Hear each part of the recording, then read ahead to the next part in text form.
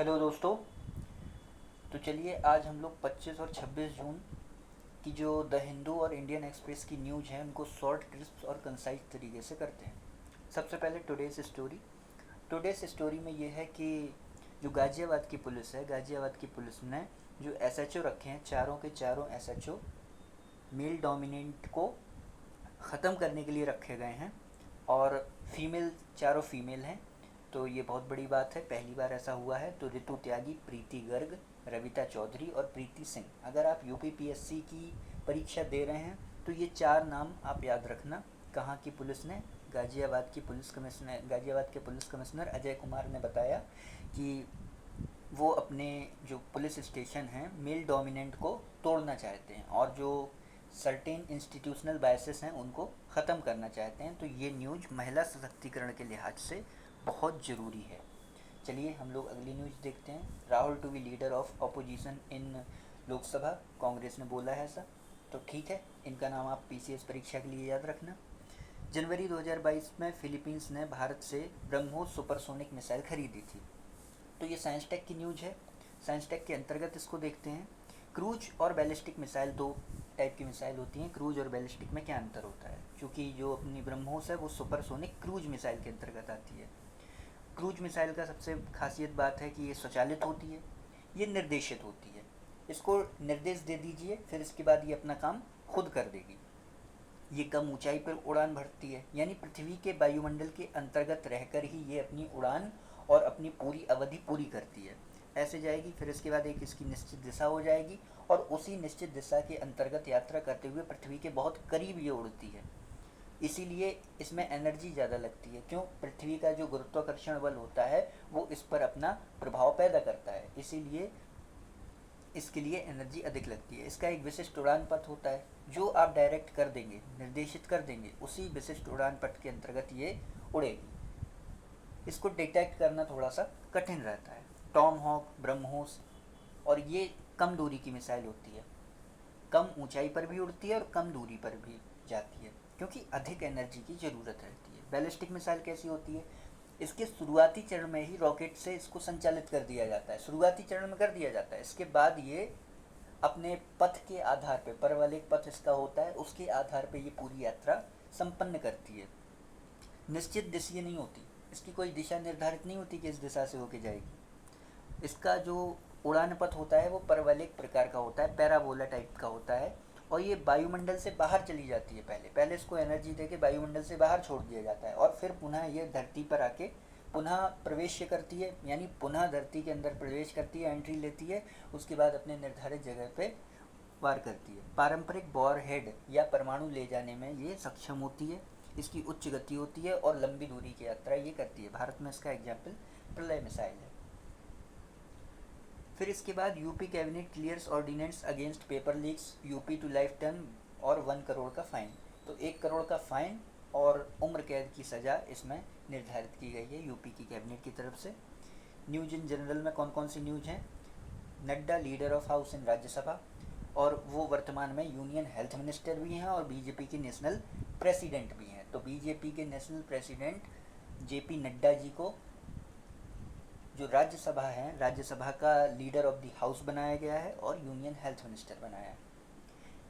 फिर इसके बाद आयुष्मान भारत जो योजना है, आयुष्मान भारत के अंतर्गत एक कंपोनेंट था हेल्थ एंड वेलनेस सेंटर, उसका नाम आयुष्मान आरोग्य मंदिर किए जाने की बात की जा रही है। और उसकी जो थीम है, उसकी थीम आरोग्यम परमम धनम करने की बात की जा रही है। लेकिन कुछ स्टेट ऐसे हैं जहाँ पे क्रिश्चियनिटी की जो संख्या है वो ज़्यादा है, इसीलिए वो लोग इस शब्द पे सवाल उठा रहे हैं। अब वो सवाल उठाना उनका अलग मसला है, उसमें हम लोगों को नहीं पढ़ना है।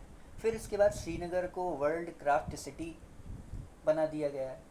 तो श्रीनगर को वर्ल्ड क्राफ्ट सिटी तो बना दिया गया है, लेकिन श्रीनगर में ऐसी कौन विशेषताएं थी कि वर्ल्ड क्राफ्ट सिटी उसको बनाया गया? तो यहाँ पे कानी शॉल, पश्मीना शॉल, सुजनी कढ़ाई जो 2018 की यूपीएससी में पूछी गई थी, पेपर मैश की कला और अखरोट की लकड़ी पर नक्काशी की जाती है, इसीलिए इसको विश्व शिल्प शहर के अंतर्गत शामिल किया गया है। और एक एजेंसी है WCC, वर्ल्ड क्राफ्ट काउंसिल, वो 2014 से विश्व शिल्प शहर का दर्जा देने की उसने शुरुआत की थी। क्या जो श्रीनगर है वो भारत का पहला ऐसा शहर है? नहीं, श्रीनगर चौथा ऐसा शहर है, इसको ऐसा सर्टिफिकेट मिला हुआ है, चौथा ऐसा शहर है। तो भैया पहला कौन था? पहले के बारे में कह नहीं सकते हैं, क्योंकि 2015 में मामल्लपुरम और जयपुर दोनों को शामिल किया गया था। मामल्लपुरम को विशिष्ट कैटेगरी स्टोन कार्विंग वाली कैटेगरी में शामिल किया गया था, यानी पत्थर पर नक्काशी के लिए मामल्लपुरम को चुना गया था। फिर इसके बाद जयपुर को 2015 में ही चुना गया, और मैसूर को 2018 में चुना गया वर्ल्ड क्राफ्ट सिटी। तो ये थी वर्ल्ड क्राफ्ट सिटी की कहानी। फिर इसके बाद वर्ल्ड क्राफ्ट सिटी के बारे में आप लोग देख लो। वर्ल्ड क्राफ्ट काउंसिल, विश्व शिल्प परिषद, विश्व शिल्प परिषद का गठन हुआ था जून 1964 में, और 2012 में अंतर्राष्ट्रीय संघ के रूप में इसकी स्थापना हुई थी। संस्थापक थी एलन ओसबोर्न, मार्गरेट पैच और कमला देवी चट्टोपाध्याय। वही कमला देवी चट्टोपाध्याय जो ऑल इंडिया विमेन कॉन्फ्रेंस, जिसकी स्थापना 1927 में हुई थी, उसकी पहली सचिव थी, और भारत की पहली महिला थी ऐसी जिन्होंने चुनाव लड़ा था। हालांकि वो चुनाव हार गई थी, और उनका चुनाव मद्रास निर्वाचन क्षेत्र के अंतर्गत हुआ था। फिर इसके बाद एक बात और है कि ये यूनेस्को के अंतर्गत परामर्शदात्री संस्थान का दर्जा इसको विश्व शिल्प परिषद को मिला हुआ है, और ये इंटरनेशनल नॉन प्रॉफिट ऑर्गेनाइजेशन है। तो यूपीएससी के लिए आपके लिए सबसे ज़रूरी चीज़ है कि सबसे पहली बात तो ये नॉन प्रॉफिट ऑर्गेनाइजेशन है, यानी जो प्रॉफिट नहीं कमाते हैं, और दूसरा यूनेस्को के अंतर्गत परामर्शदात्री संस्थान का इसको दर्जा मिला हुआ है। स्थापना इसकी 1964 में हुई थी। तो ये सारे प्रश्न हैं जो आपके लिए बन सकते हैं। फिर इसके बाद पीसीएस के लिए देखें तो श्री साद अल कद्दूमी जो इसके हेड हैं, कार्यकारी बोर्ड के अध्यक्ष हैं, सीईओ हैं, अध्यक्ष हैं, उनका नाम क्या है? श्री साद अल कद्दूमी। अब आप कहोगे कि ये सारी चीज़ें क्यों बता रहे हो, यूपीएससी में तो पूछ ही नहीं जाएंगी। भैया हमको अखबार ऐसे नहीं पढ़ना रहता है कि हम यूपीएससी के पर्सपेक्टिव से अखबार पढ़ रहे हैं, हमें अखबार दोनों परीक्षाओं के पर्सपेक्टिव से पढ़ना होगा। क्योंकि यूपीएससी और यूपीपीएससी में अब 2023 का पेपर देखिए, आप 24 का पेपर देखिए, कुछ भी पूछ रहे हैं। तो हम लोगों को कुछ भी पूछने के चक्कर में नहीं पड़ना है, हम लोगों को ऐसी चीज़ें ग्रेस्प करना है अखबार से जो हम लोग ईजिली टैकल कर सकें। क्या एस जयशंकर वाली बुक को टैकल करना आसान नहीं था? आसान था उसको करना, लेकिन जब हमने अखबार दोनों परीक्षाओं के लिहाज से पढ़े होते, सिविल सेवा के लिहाज से पढ़ना है हमको, ठीक? तो इस पर थोड़ा सा ध्यान दिए रखना कि हम लोग कोई भी चीज़ छोड़ेंगे नहीं। फिर इसके बाद maternity leave for parents of child born through surrogacy, ये न्यूज़ थी। तो सरोगेसी के ऊपर ये न्यूज़ थी। सरोगेट मदर, इनको भी जो लीव है वो दी जाएगी। और जो कमीशनिंग मदर है, कमीशनिंग मदर का मतलब है सरोगेसी से पैदा बच्चे की देखभाल करने वाली माँ, उनको 180 दिन की लीव दी जाएगी। और जो कमीशनिंग मदर के स्थान पर बच्चा घर में रखती हैं उनको सरोगेट मदर कहा जाता है, उनको भी 180 दिन की वो दी जाएगी, लीव दी जाएगी, चाइल्ड केयर लीव दी जाएगी। और कमीशनिंग जो फादर हैं उनको भी सरोगेसी से पैदा जो बच्चे के पिता हैं उनको भी 15 दिन की लीव दी जाएगी। 6 महीने के अंदर, बच्चे पैदा होने के 6 महीने के अंदर इन्हें ये लीव दी जाएगी। और ये सब किया कि कैसे गया? जो गवर्नमेंट एम्प्लॉई हैं उनके लिए central civil services leave rules 1972 में संशोधन करके ये प्रावधान बनाए गए हैं कि कमीशनिंग मदर को भी 180 दिन की लीव दी जाएगी। ओके, तो चलिए आगे बढ़ते हैं। आगे एक छोटी सी न्यूज़ है, वो छोटी सी न्यूज़ है कि टेम्पल म्यूजियम अयोध्या में बनाया जा रहा है, मंदिर संग्रहालय, टाटा सन्स के द्वारा मंदिर संग्रहालय बनाया जा रहा है अयोध्या में। फिर इसके बाद ये बहुत इंपॉर्टेंट चीज़ है कि टॉप 10 प्रोफेशन क्या थे मेंबर्स के। जब उन्होंने शपथ ली तो अपने शपथ पत्र में अपने प्रोफेशन का भी जिक्र किया। तो आखिर जो टॉप 10 प्रोफेशंस हैं वो क्या रहे? सबसे बड़ा प्रोफेशन एग्रीकल्चर रहा, इसके बाद सोशल सर्विस रही, फिर बिजनेस रहा, फिर पॉलिटिशियन, फिर लॉ। आपने देखा होगा जब आप संविधान पढ़ते हो तो संविधान की जब आलोचना की जाती है तो ये कहा जाता है कि भारत में सबसे ज़्यादा लोग उस समय लॉ से थे, यानी लॉयर थे, ज़्यादातर का प्रोफेशन लॉयर था। लेकिन अभी देखिए आप, 1/3 लोग कृषि व्यवसाय से जुड़े हुए हैं। तो ये भारतीय लोकतंत्र का एक जीवंत उदाहरण है कि भारतीय लोकतंत्र ने अपनी जो छवि थी उसको बदला है। और उसमें लॉयर की जगह पे अब देखो हमारी पार्लियामेंट में कौन है? कृषि का कार्य करने वाले 1/3 लोग कृषक हैं। ऐसा देश जिसमें 45 से 50% लोग कृषि पे अपना गुजारा करते हैं, वहाँ पे 1/3 लोग कृषि व्यवसाय से जुड़े हुए हैं और वो लोकसभा के अंदर हैं। ये बहुत अच्छी बात है। और उसके बाद दूसरे नंबर पे सोशल सर्विसेज या एक्टिविस्ट आते हैं। ठीक, तो 50% से अधिक लोग कृषि व्यवसाय और समाज सेवा से जुड़े हुए हैं। तो ये चीज़ें आपके लिए इम्पोर्टेंट है। फिर उसके बाद बिजनेस, आप समझ रहे हो बिजनेस वाले क्यों होंगे। फिर इसके बाद मुख्यमंत्री शहरी आवास योजना, ये हरियाणा सरकार ने चलाया है मुख्यमंत्री शहरी आवास योजना। कभी कभी पीसीएस में ऐसे प्रश्न पूछ दिए जाते हैं कि हाल ही में किस राज्य ने मुख्यमंत्री शहरी आवास योजना को शुरू किया है। जवाब क्या होगा, हरियाणा। अब ये एमपी मिनिस्टर्स, मध्य प्रदेश के जो मिनिस्टर्स हैं उनसे बोला गया है कि भाई अपना इनकम टैक्स तुम खुद भरो, गवर्नमेंट तुम्हारे लिए करने नहीं जा रही है। अब न्यूज़ का सार देख लो, न्यूज़ का सार देख लो, आपके लिए न्यूज़ का सार इम्पोर्टेंट है, पूरी न्यूज़ इम्पोर्टेंट नहीं है कि एमपी के किस मिनिस्टर ने ऐसा कहा या फिर कौन से बॉडी ने ऐसा बोला, वो आपके लिए ज़रूरी नहीं है। आपके लिए ज़रूरी है ये, विधायिका कानून बनाकर मंत्रियों को आयकर जमा करने से छूट प्रदान कर सकती है। यहाँ पे आप राज्य भी लिख सकते हो, राज्य विधायिका कानून बनाकर मंत्रियों को आयकर जमा करने से छूट प्रदान कर सकती है और राज्य सरकार मंत्री आदि की तरफ से स्वयं आयकर जमा कर सकती है। तो मतलब मंत्री को आयकर जमा करने की ज़रूरत नहीं है, उसके स्थान पर उसकी जो राज्य सरकार होगी जिसमें वो मंत्री होगा वो राज्य सरकार जमा कर सकती है। तो ये चीज़ आप याद रखना। कभी हो सकता है यूपीएससी सीधा सीधा स्टेटमेंट पूछ के आपसे ये पूछ ले कि विधायिका कानून बनाकर मंत्रियों को आयकर जमा करने से छूट प्रदान कर सकती है या नहीं कर सकती। तो ये चीज़ें आप देख के रखना। फिर इसके बाद न्यूज इन जनरल, ओथ के बारे में हमने आपको पहले ही बताया था कि डिफरेंट ओथ कि ओथ और जो शपथ और प्रतिज्ञान होता है उसमें क्या अंतर होता है। 24 जून का लेक्चर आप देखोगे तो आपको समझ में आ जाएगा कि ये डिफरेंट ओथ का मामला क्या है। फिर हम लोग चलते हैं साइंस टेक वाली न्यूज। साइंस टेक वाली एक न्यूज हम लोगों ने कवर कर दी। दूसरी न्यूज शब्दावली के ऊपर है। चूँकि यूपीएससी वोकैब बहुत पूछती है, साइंस में भी वोकैब बहुत पूछती है, 2023 के पेपर में आपने देखा होगा।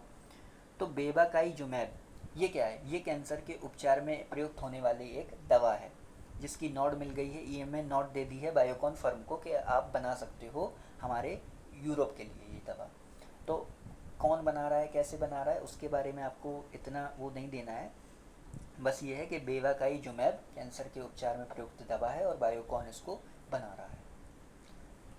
होमेपाइजोल, होमेपाइजोल इंजेक्शन क्या है, नकली शराब से प्रभावित लोगों के त्वरित उपचार हेतु इस इंजेक्शन को प्रयोग किया जाता है। बस इतना ही आपके लिए ज़रूरी है।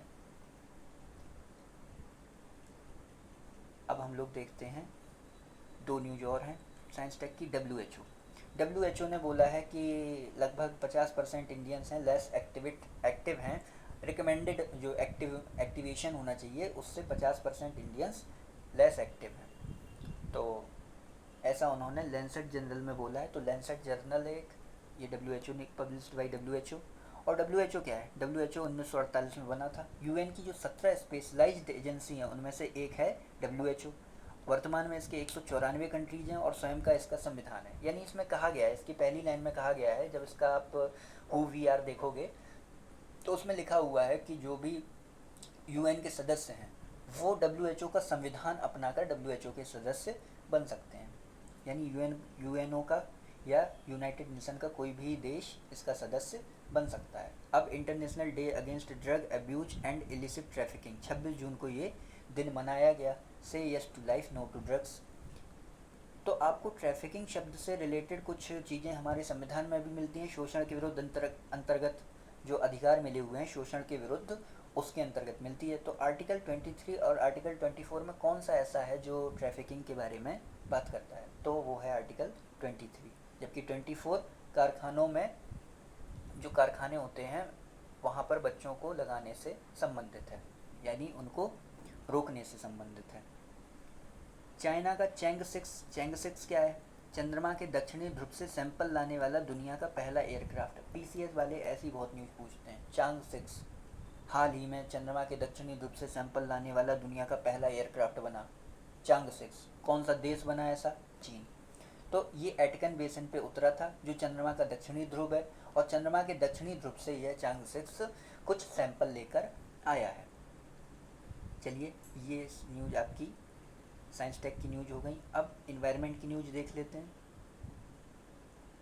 इन्वायरमेंट की न्यूज ये है कि 72,000 करोड़ का मेगा प्रोजेक्ट बन रहा है ग्रेट निकोबार में, जो नीति आयोग निर्मित कर रही है। लेकिन कुछ पर्यावरणीय संवेदनशीलता से जुड़े मुद्दों की वजह से जो अपोजिशन पार्टी है वो उसका विरोध कर रही है।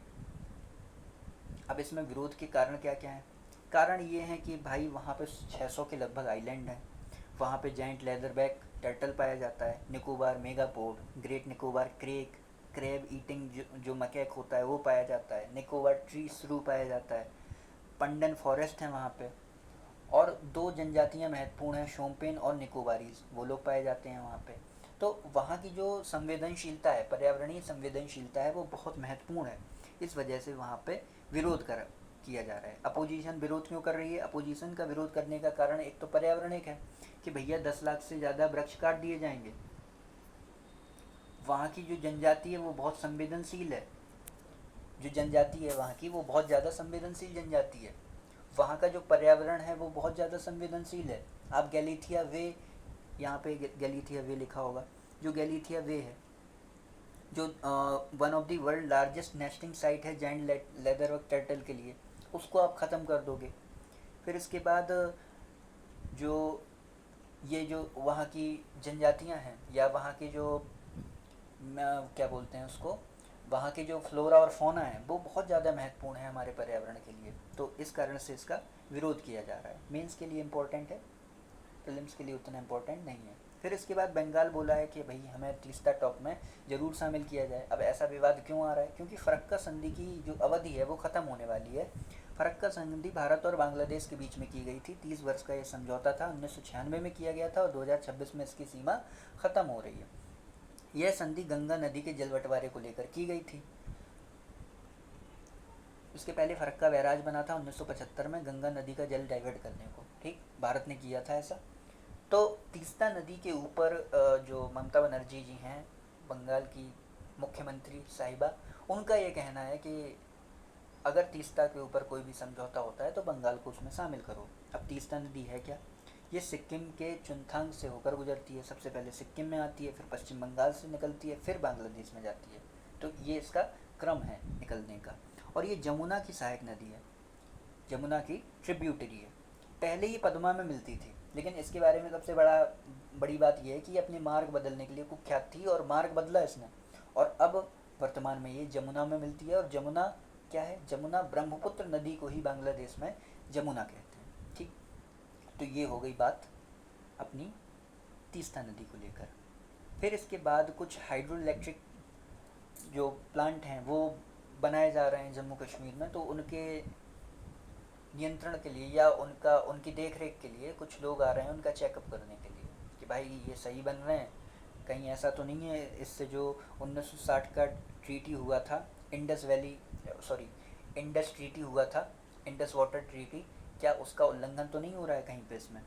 तो इंडस वाटर ट्रीटी हुई थी भारत और पाकिस्तान के बीच में। उसमें क्या हुआ था देखिए दोस्तों, 1960 में ये ट्रीटी हुई, वर्ल्ड बैंक इसमें मध्यस्थ बना और ईस्टर्न रिवर्स हमको मिल गई और वेस्टर्न रिवर्स पाकिस्तान को मिल गई। वेस्टर्न रिवर्स में कौन कौन आ रही थी? सिंधु, झेलम, चिनाब। और ईस्टर्न रिवर्स में कौन आ रही थी? रावी, ब्यास और सतलज। और इनका अनरिस्ट्रिक्टेड यूज हमको मिला और वेस्टर्न रिवर्स का अनरिस्ट्रिक्टेड यूज पाकिस्तान को मिला। तो उसी को लेकर चूँकि चिनाब नदी और झेलम नदी के ऊपर बहुत सारी परियोजनाएं चलाई जा रही हैं, तो उसको देखने के लिए पाकिस्तान के कुछ डेलीगेट्स यहाँ पे आए थे।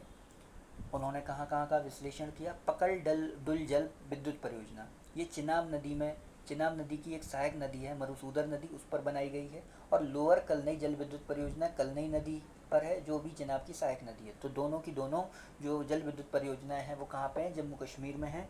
और जो डेलीगेशन है उसने विजिट कहाँ पे किया? National hydro electric power corporation का हेडक्वार्टर पे विजिट किया, जो फरीदाबाद है, जो हरियाणा में है, सॉरी, ठीक।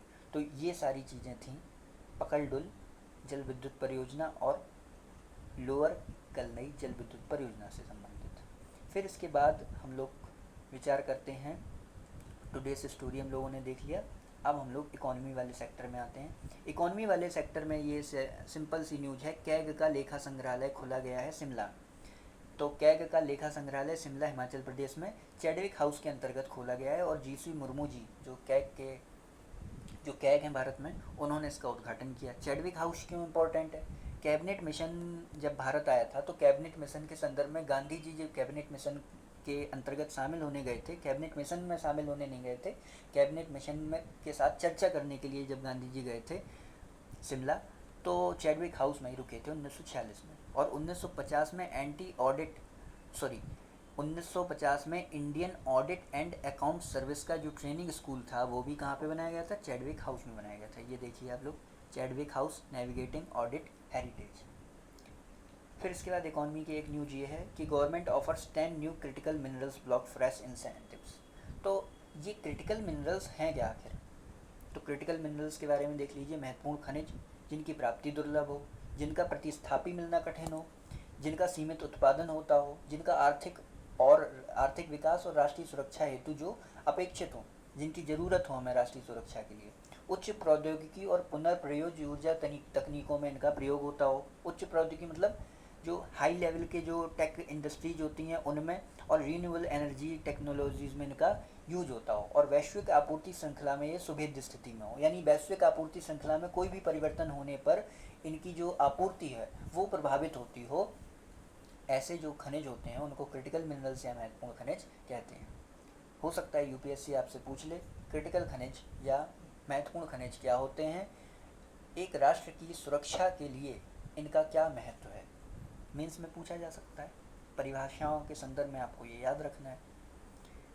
अब करेंट अकाउंट बैलेंस सरप्लस में आ गया अपना जीडीपी के Q4 में। तो ये देख लो, किसी एक देश का शेष विश्व के साथ अंतर्राष्ट्रीय लेन देन का जो रिकॉर्ड होता है उसको करेंट अकाउंट बैलेंस कहते हैं। क्योंकि यहाँ पे सीएडी शब्द है, करेंट अकाउंट डेफिसिट, और जीडीपी और एफडीआई, ये आप अपने जो आपका जो कोर इकोनॉमी है आप उसके सेगमेंट में ये चीज़ें पढ़ सकते हैं, क्योंकि अगर वो चीज़ भी यहाँ बताएंगे तो आपके लिए दिक्कत हो जाएगी। US military looks for West Africa plan B after Niger ousting. Niger जो यूएस की आर्मी है, यूएस मिलिट्री है, उसको बाहर करने की बात कर रही है। तो नाइजर से यूएस का जो बोरिया बिस्तर है वो बंद होने वाला है। नाइजर की राजधानी है नियामे। यहाँ से एक संदेश निकला था कि हम यूएस को अब बाहर कर देंगे।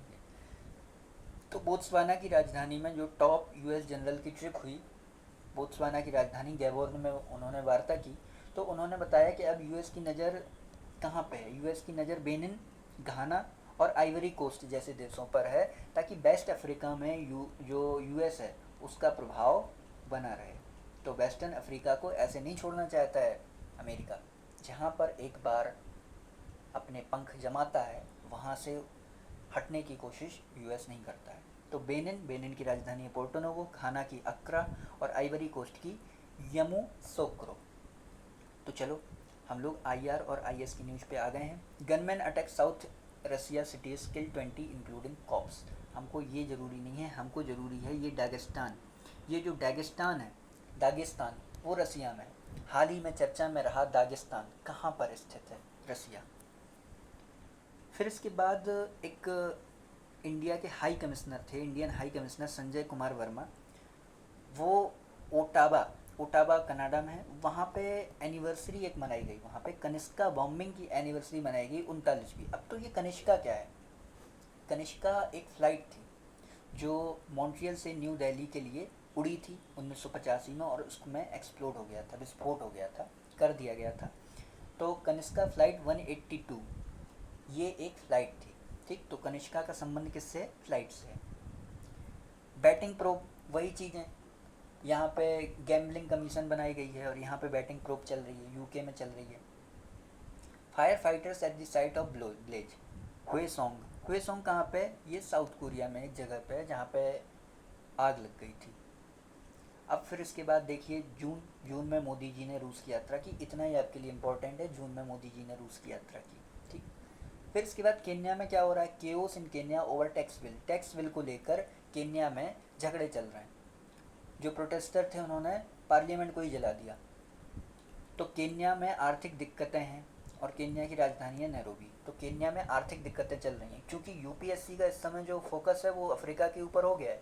अफ्रीका की बहुत सारी कंट्रीज़ के बारे में यूपीएससी क्वेश्चन पूछता रहता है कि यहाँ पे सैनिक तख्ता पलट हो गया, यहाँ पे ये हो गया, यहाँ पे वो हो गया, तो भाई केन्या के बारे में अगर आए तो याद रखना कि यहाँ पे आर्थिक दिक्कतें चल रही हैं, तख्ता पलट नहीं हो रहा है। फिर इसके बाद हम लोग कुछ एडिशनल न्यूज़ देख लेते हैं। In strife at Manipur Meitei Kuki group protest seeking parliament intervention. अब ये क्या चाह रहे हैं, ये अलग केंद्र शासित प्रदेश बनाने की मांग कर रहे हैं। जो कुकी जो डिमांड है, जो कुकी ट्राइब, मैती ट्राइब और जो ट्राइब है उसकी डिमांड है अलग केंद्र शासित प्रदेश बनाने की। और अलग केंद्र शासित प्रदेश बना कौन सकता है, केंद्र बना सकता है। केंद्र एक नोटिफिकेशन जारी करके अलग केंद्र शासित प्रदेश बना सकता है। फिर इसके बाद लॉ अगेंस्ट चीटिंग, 21 जून से इस लॉ को लागू कर दिया गया।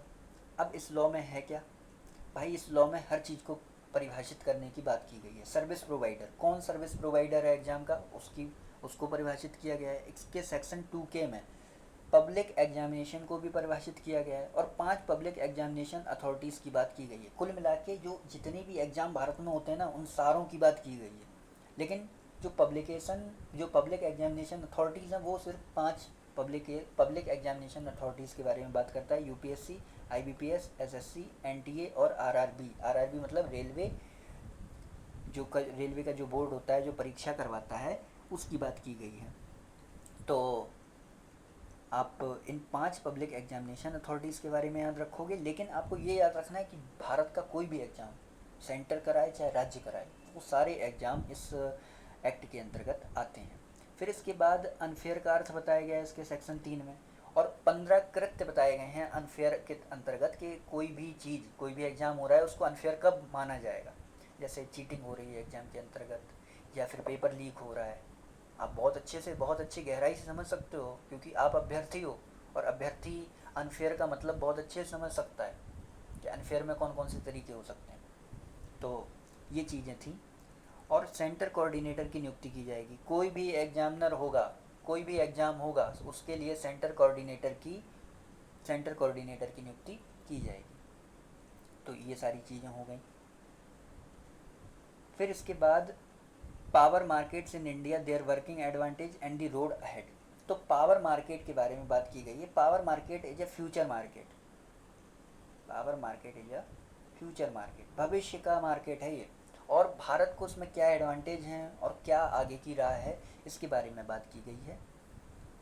तो इसमें ये बताया गया है कि भारत को किस तरीके से काम करना चाहिए, क्योंकि भारत में पावर शॉर्टेज हो रही है और ज़रूरतें किस चीज़ की हैं, ज़रूरतें हैं इस पावर मार्केट को इंक्रीज करने की। और इसके एडवांटेज क्या हैं, क्योंकि ग्लोबल सप्लाई चेन का भारत हिस्सा बन जाएगा तो भारत को अपना जो एक तो भारत का जो पावर मैनेजमेंट है वो पावर मैनेजमेंट में रहेगा, और दूसरा एडवांटेज ये होगा कि आप उसको बेच सकते हो ऊर्जा संसाधनों को, तो उससे वैश्विक ज़रूरतों का भी भारत पूरा कर सकता है और वैश्विक सप्लाई चेन का हिस्सा बन सकता है। आगे की राय क्या है, आगे भारत के लिए थोड़ा सा राह है कठिन, इसलिए क्योंकि भारत में संसाधनों की उतनी उपलब्धता नहीं है। तो भारत को अपनी ज़रूरतें और वैश्विक ज़रूरतें दोनों के बीच में सामंजस्य बनाकर चलना होगा। एनिमी एजेंट्स ऑर्डिनेंस हमने आपको बताया था, इसके बारे में आपको नहीं पढ़ना है, आपको ये देखना है कि जम्मू कश्मीर जो केंद्र शासित प्रदेश है उसके अंतर्गत आता है। अब वहाँ एप्लीकेबल हो रहा है कि नहीं हो रहा है, वो वहाँ की दिक्कत है। नंबर प्लेट में देख लो, महिलाओं की 3 मैचों की ओडीआई श्रृंखला में सर्वाधिक रन का विश्व रिकॉर्ड स्मृति मंधाना ने हासिल कर लिया है। महिलाओं की 3 मैचों की जो श्रृंखला होती है उसमें 3 मैचों के दौरान सर्वाधिक रन बनाए हैं स्मृति मंधाना ने। फिर इसके बाद ये क्रिकेट के ऊपर क्विज है। ये अगर आप यूपीएससी में इंटरव्यू देने जाओगे और इंटरव्यू में आप अपनी हॉबी बता दोगे क्रिकेट, तो हो सकता है आपसे कुछ ऐसे प्रश्न पूछ लिए जाएं, तो इन प्रश्नों के बारे में थोड़ा सा विचार कर लीजिएगा। तो हमारी ये चर्चा थी आज के लिए इतना ही, और आज की हमारी जो चर्चा है वो कंप्लीट हो गई है, और ऐसे ही जल्दी हम लोग सारी चीज़ों को कवर करते हुए चलेंगे। Thank you very much for discussion.